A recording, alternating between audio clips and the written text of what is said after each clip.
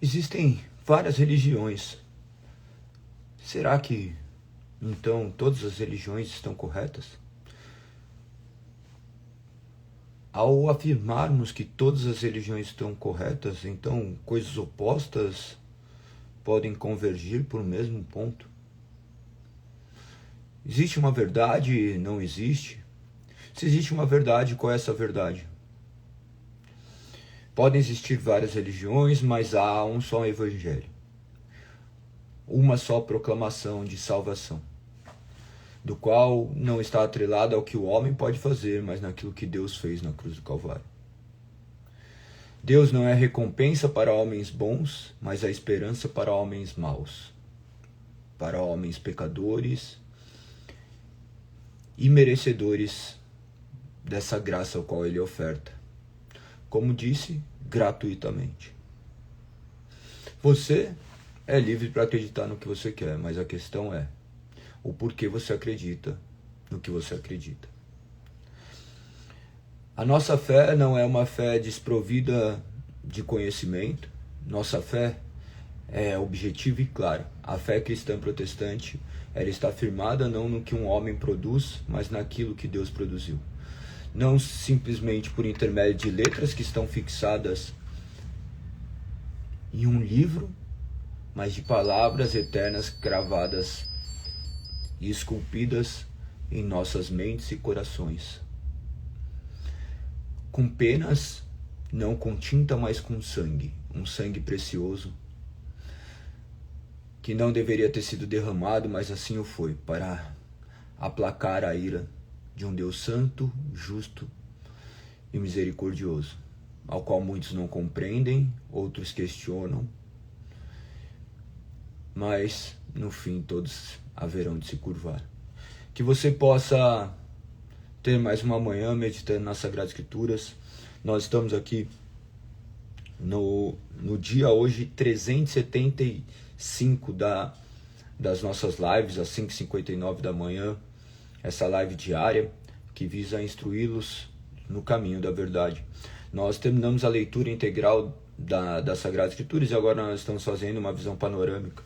Entramos agora no terceiro Evangelho Sinóptico, livro de número 42, de 66 livros que possuem a Bíblia. Lembre-se, 39 do Antigo Testamento e 27 do Novo. Esses tidos como livros canônicos, do quais constam a revelação do Messias que haveria de vir, veio e haverá de voltar. Que você possa ter mais uma manhã abençoada. Vamos ao que diz esse evangelho tão belo e maravilhoso que é o de Lucas, do qual eu gosto também muito, muito, mesmo porque ele traz uma linha argumentativa muito concisa, muito profunda, muito direta também. Ele é o mais bem organizado dos evangelhos, talvez pela sua formação intelectual.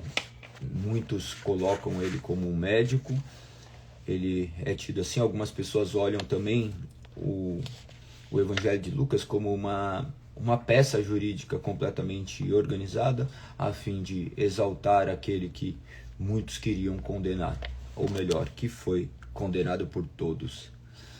Sabendo que Cristo não está disponível numa prateleira, nós estamos aqui não apenas estudando, olhando seus ingredientes, mas clamando para que o Espírito Santo nos convença de quem Ele é. Aquilo que não pode ser acessado meramente pelo nosso intelecto, nós pedimos a iluminação do Espírito para que Ele ilumine de fato o nosso coração, porque senão viveremos em densas trevas. Que você possa, nessa manhã, mais um dia, ser tomado de conhecimento que emana dos céus e reflete na sua vida prática. O Evangelho de Lucas ele foi escrito cerca de 58 a 60 depois de Cristo.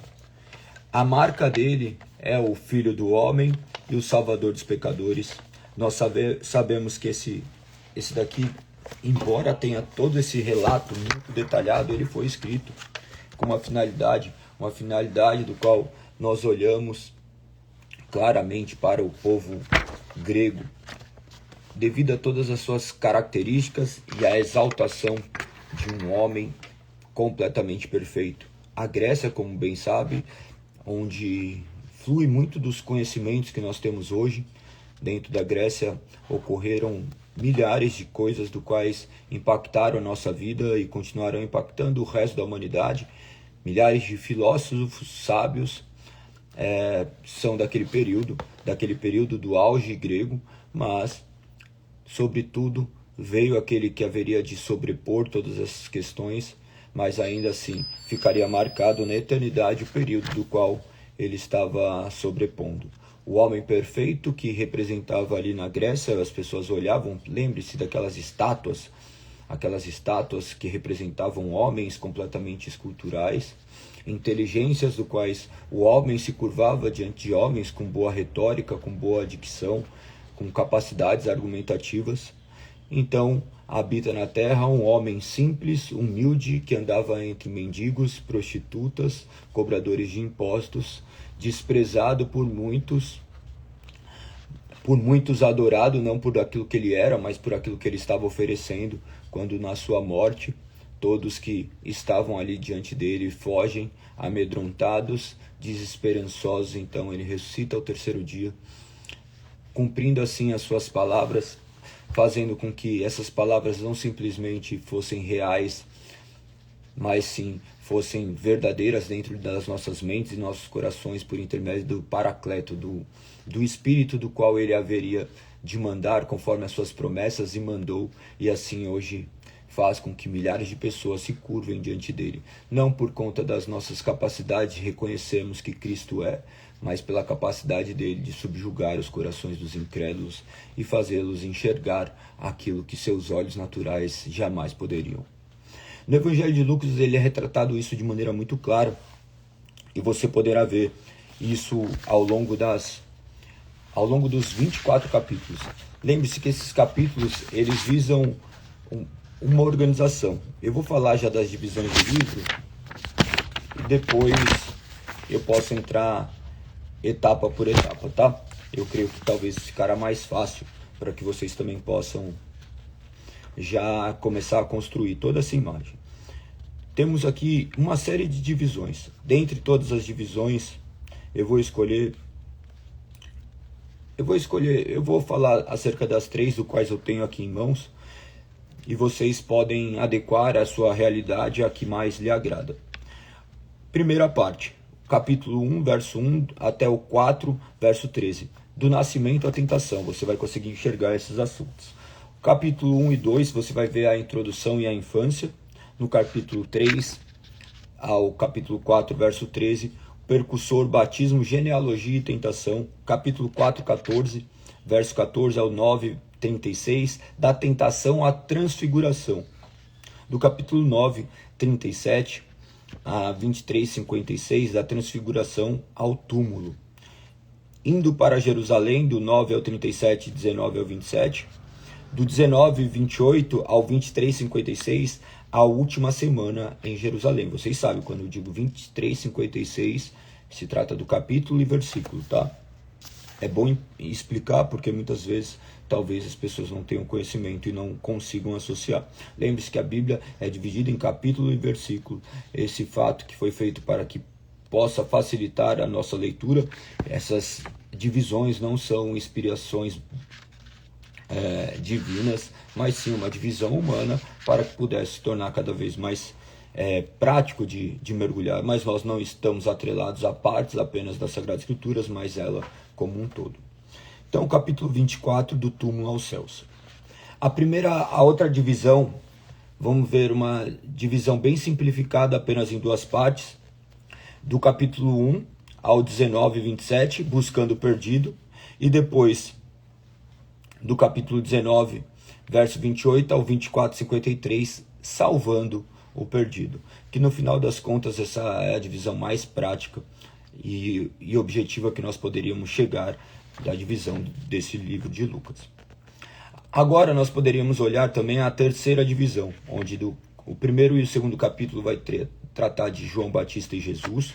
Do capítulo 3, verso 1 ao 4, 13, o preparo para o ministério. do capítulo 4, verso 14 ao 9:50, ministério de Jesus na Galileia, do capítulo 9, 51 ao 19:44, a viagem da Galileia para Jerusalém, do capítulo 19, 45 ao 24:53, o ministério de Jesus em Jerusalém. É muito interessante essas divisões, talvez te ajude a memorizar, a conseguir se situar dentro da história. Um verso que é muito marcante neste livro é capítulo 19, verso 10, porque o Filho do Homem veio buscar e salvar o perdido. Esse é um versículo que marca toda essa transição. O Filho do Homem vindo buscar e salvar o perdido, do qual agora nós nos reconhecemos como perdido e ele como nosso norte, como nosso salvador, como a luz que ilumina nossas trevas.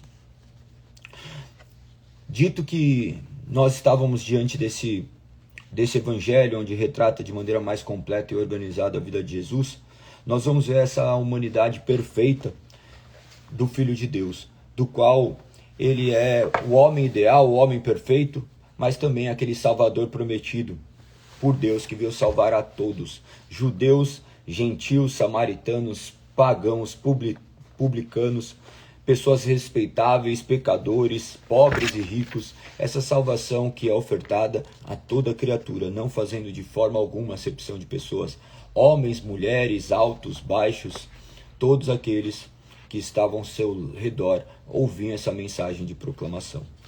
Essa proclamação que continua até hoje ser da mesma forma e deverá ser até a eternidade. Ocorre que, tal qual as pessoas fazem, eles mercantilizam uma fé, e eles começam a colocar preço para que as pessoas possam enxergar algum valor, quando na verdade Jesus é ofertado todos os dias de graça. Só que por ser de graça, ocorre sempre esse desprezo. Nós desprezamos tudo aquilo que nós temos em abundância. Creio que você hoje acordou e você não agradeceu simplesmente porque tem uma água jorrando da sua torneira para você lavar o rosto, não para você escovar o dente. Você acordou e você não agradeceu porque existe ar para você respirar. Porque tudo isso temos em abundância, então nós nos esquecemos claramente. Da mesma forma que Jesus está em abundância em nossas vidas e nós não o reconhecemos, nós desprezamos. Nós desprezamos da mesma forma como ele foi desprezado no passado, ele continua ainda a ser desprezado hoje. Um dia nós prestaremos contas e quando estivermos diante dele, nós depararemos o quanto ele era essencial e o quanto nós o tornamos apenas uma parte de nossa vida e não a essência e a razão da nossa vida. Que você possa valorizar as pequenas coisas, porque as pequenas coisas possuem valor que você jamais poderá comprar. O que é de graça é aquilo que o dinheiro não compra. Às vezes nós imaginamos que a de graça não tem valor, mas de graça o dinheiro não compra. Um amor comprado não vale nada. Como você ficaria se você soubesse que o amor da sua mulher por você está naquilo que você pode oferecer a ela monetariamente? Como você se sentiria se você se deparasse com o seu filho falando que ele te ama simplesmente por aquilo que ele oferece, que você lhe oferece? E não destruindo todos os sonhos que você constrói.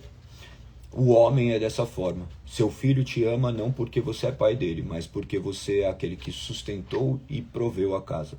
O amor depois é gerado fruto de um relacionamento e muitas vezes ainda um relacionamento completamente falho. Nós imaginamos que esse amor é um amor perfeito. O amor de filho para pai nunca é perfeito, é um amor meramente interesseiro. Chocante, né?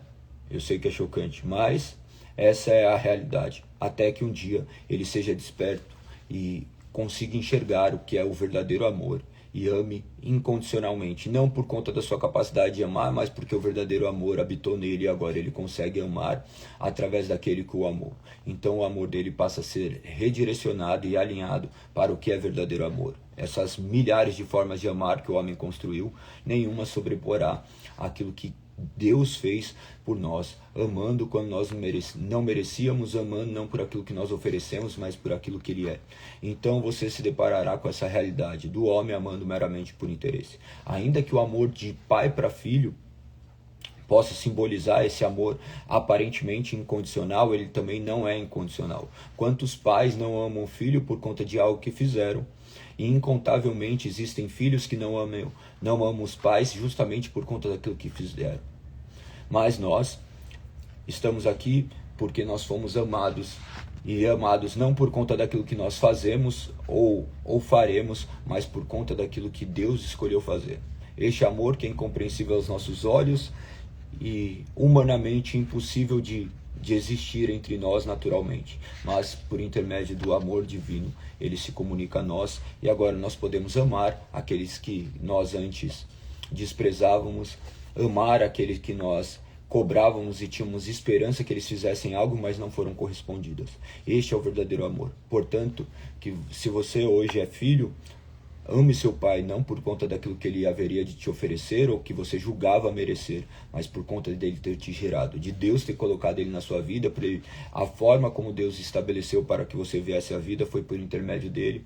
Então, que você possa amá-lo, que hoje seja um dia de reconciliação, que hoje seja um dia de amor, que hoje seja um dia do qual o perfeito amor se aperfeiçoa nas nossas fraquezas, nas nossas limitações, que você possa agradecer a Deus por tamanha dádiva de você ter vida e poder reconhecê-lo, que ele é Deus, e por intermédio dessa sua palavra, desse seu amor comunicado a ti, hoje seu coração amolece e passa a amar aquilo que antes você desprezava.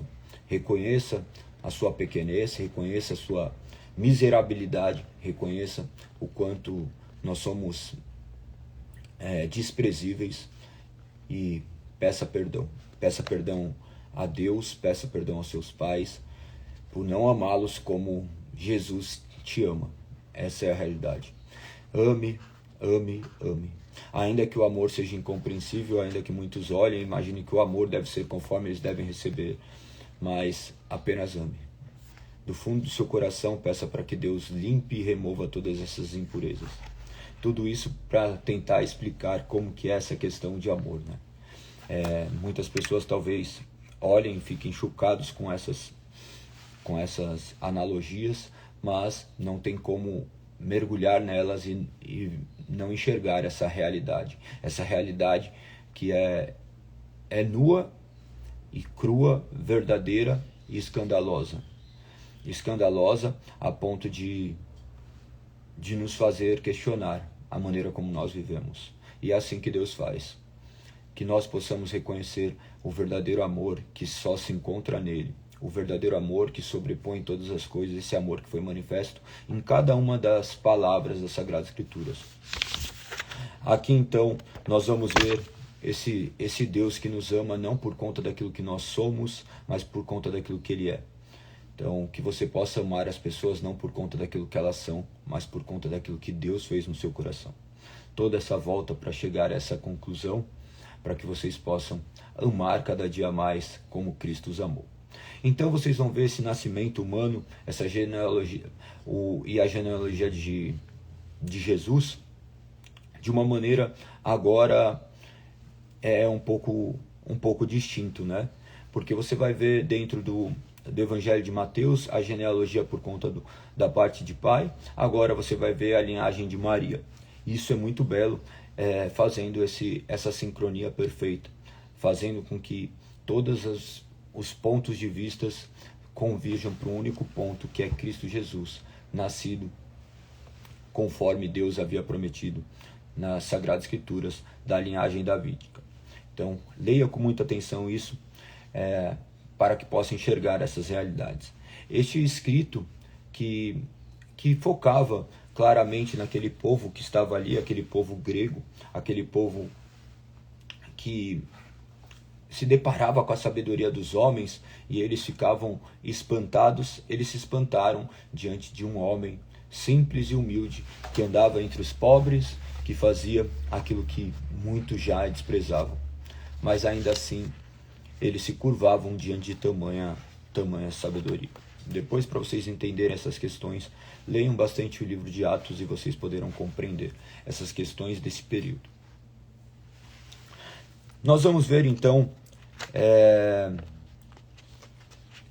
essa representação de maneira tão bela, de maneira que agora, nesse terceiro evangelho sinóptico, você vai ver o primeiro, Mateus apresentando Cristo como o rei dos judeus, depois em Marcos como um servo poderoso de Deus, conforme nós falamos ontem, que foi direcionado exclusivamente aos romanos, e agora em Lucas aqui, como um homem perfeito, destinado ao povo helênico, aos gregos.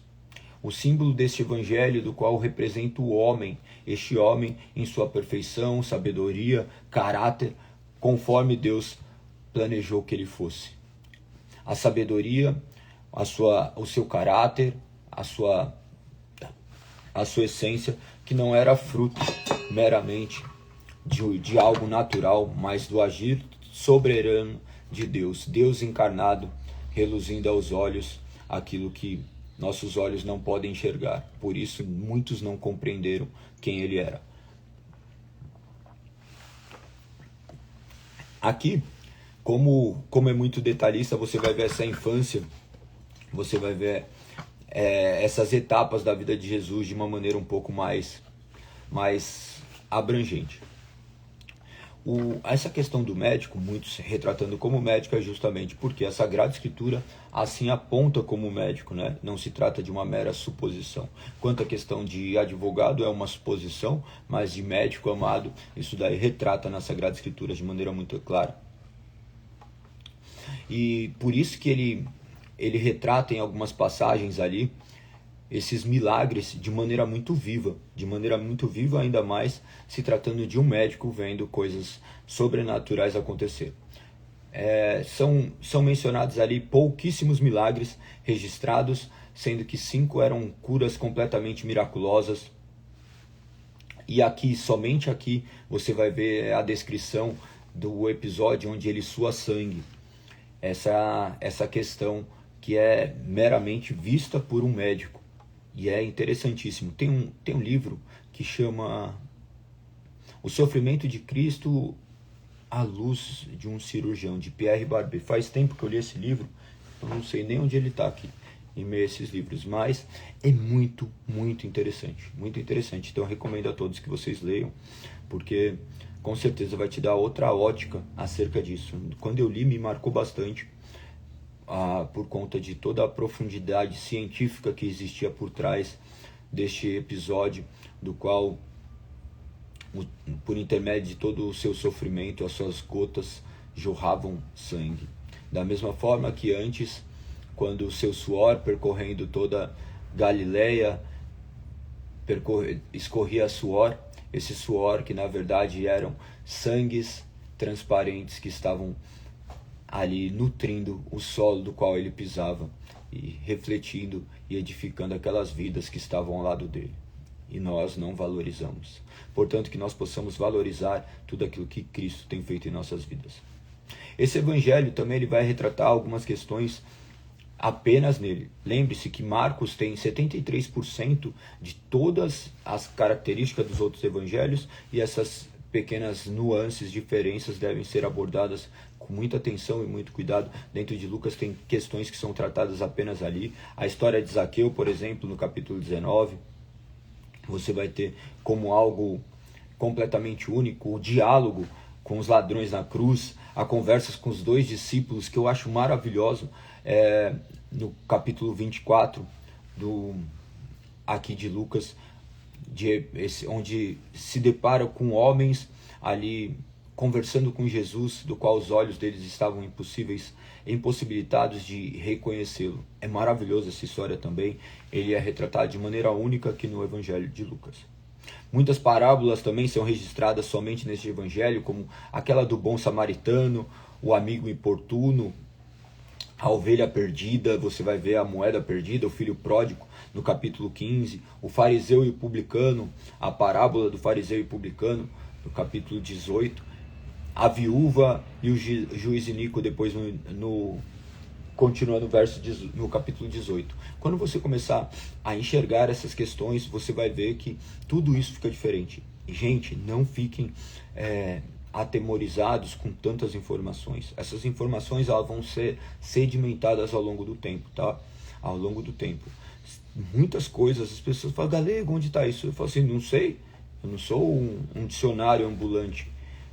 você tem todos os recursos para procurar, mas quando nós começamos a nos deparar isso, nós começamos a ver de maneira mais detalhada, e isso é mediante o tempo, tá? Então não se cobre tanto quanto essas questões. Algumas pessoas falam, Galego, você já leu a Bíblia inteira? Não, eu estou querendo entender, então eu estou lendo parte por parte. A pessoa está há 30 anos lendo e ainda está em Gênesis.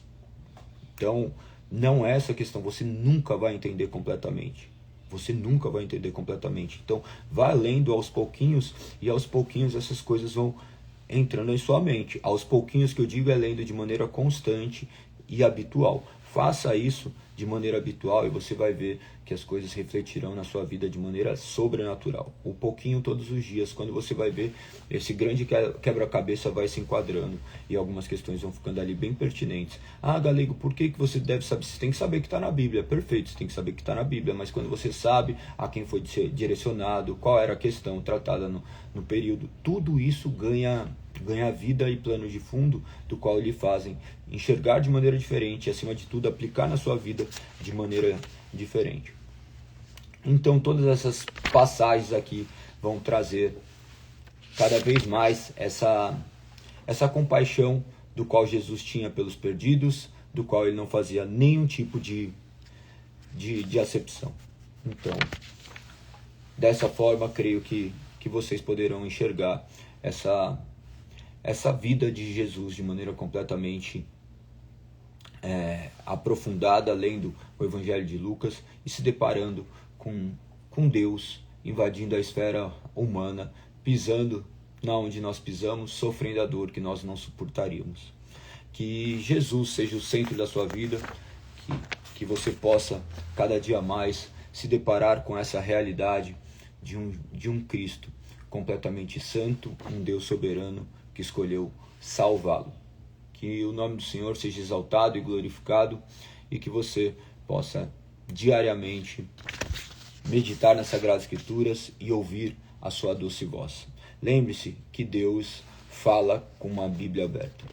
Não escute as vozes interiores, não escute os seus desejos, não escute as suas emoções, escute o que as Sagradas Escrituras dizem. Peça para que o Espírito te direcione ao caminho da verdade e viva aquilo que está escrito. Porque somente dessas Sagradas Escrituras que as nossas vidas serão direcionadas a um lugar que vale a pena ser vivido. Confie em Deus, confie no agir do Espírito Santo, confie, porque não existe ninguém que tenha depositado a sua esperança nele, que foi desprezado ou decepcionado. Que o nosso Senhor seja nossa luz, que Cristo continue a ser o alvo da sua e da minha vida. Esse foi mais um Pão Diário, que vocês possam comentar e compartilhar com o máximo de pessoas. Eu vejo que muitos entram aqui, mas não comentam, não fazem nada. Isso daí não vai te custar nada, não vai cair seu dedo, você não tem créditos ilimitados de digitações, apenas para que mais pessoas possam ter conhecimento acerca disso. Saiba que todas essas questões que foram abordadas aqui são questões de primordial importância nas nossas vidas, e vocês comentarem, ainda que vocês não divulguem, não propaguem isso, o algoritmo vai entender que isso é cada vez mais relevante. Então, se você puder comentar ou mandar para mais pessoas, não por conta de ser eu, ou senão compartilhe coisas de Deus, compartilhe as coisas do quais valem a pena ser compartilhadas. Se você entender que não é isso, mas compartilhe você. Por que você não chega hoje ali e coloca uma frase? Não precisa colocar capítulo e versículo. Põe uma página preta ali e fala qualquer coisa relacionada à palavra de Deus, sabendo que essas palavras haverão de penetrar o coração daqueles que Deus amou desde antes da fundação do mundo, e elas serão despertas por intermédio da pregação do Evangelho. Tem pessoas que só você vai impactar, que pessoas que jamais desejarão escutar sequer a minha voz, não gostam de como eu falo, não gostam do meu jeito, não gostam de milhares de coisas, mas as pessoas talvez terão afinidade. Então fale simplesmente desse amor, fala do quanto você é amado, fala do quanto ele é amado, fale desse Jesus que entregou a sua vida na cruz para que as pessoas tivessem vida. E uma vida verdadeira, não uma vida falsa. Que você possa ser um proclamador do Evangelho. Faça o que tiver ao seu alcance. Perfeito? Tamo junto. Então amanhã estaremos aqui, mais um dia, se Deus assim permitir. Lembrando que nós já passamos de 1 ano de live, glórias a Deus por isso. Não é por força do nosso esforço, mas pela capacitação do qual somente o Espírito pode nos dar, fazendo com que, mesmo diante de adversidades, de dias ruins, de infortúnios que acontecem ao longo dessa jornada, nós estejamos aqui, não por conta da nossa própria glória, mas para Cristo, que Cristo seja glorificado dia após dia. Que você seja também um daqueles que vai glorificar o nome de Deus. Que você tenha um dia abençoado. Tamo junto. Até amanhã, se Deus assim permitir. Fui.